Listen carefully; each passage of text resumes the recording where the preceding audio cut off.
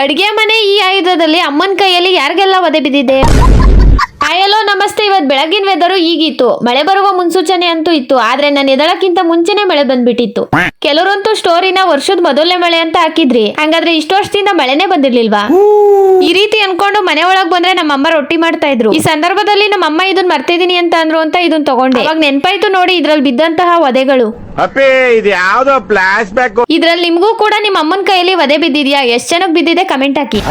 ಇವತ್ತಿನ ಟಿಫನ್ ರೊಟ್ಟಿನ ತಿನ್ಕೊಂಡು ನನ್ ಕಂದಮ್ಮನ್ ತಗೊಂಡು ನಮ್ಮ ಅಮ್ಮನ್ ಕರ್ಕೊಂಡು ನಾನ್ ಹೊರಟಿದ್ದೆ ನಮ್ಮೂರ್ಗೆ. ಇಲ್ಲಿಗೆ ಬಂದು ನಮ್ಮ ಮನೆಗ್ ರಾಗಿ ತರದಿತ್ತು ಅಂತ ರಾಗಿನ ತಗೊಂಡು ನಾವು ಕೂಡ ಮನೆ ಕಡೆಗೆ ಬಂದ್ವಿ. ಇಲ್ಲಿ ಬಂದ್ ನೋಡಿದ್ರೆ ನಮ್ ಟಾಮಣ್ಣ ಈ ರೀತಿ ಆಡ್ತಿದ್ದ.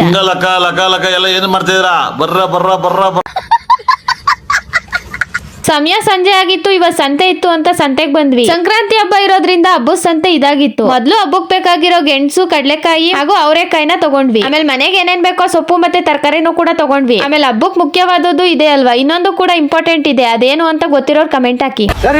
ಸಂತೆಯಿಂದ ಮನೆಗ್ ಬಂದು ಈ 3 ಚಾಕ್ಲೇಟ್ ಪ್ರಿಪೇರ್ ಮಾಡಿದೆ. ಇವತ್ತಿನ ಕತೆ ಇಷ್ಟೇ. ಸಿಗುವ ಮತ್ತೆ ಟಾಟಾ, ಬೈ ಬೈ. ಟಾಟಾ.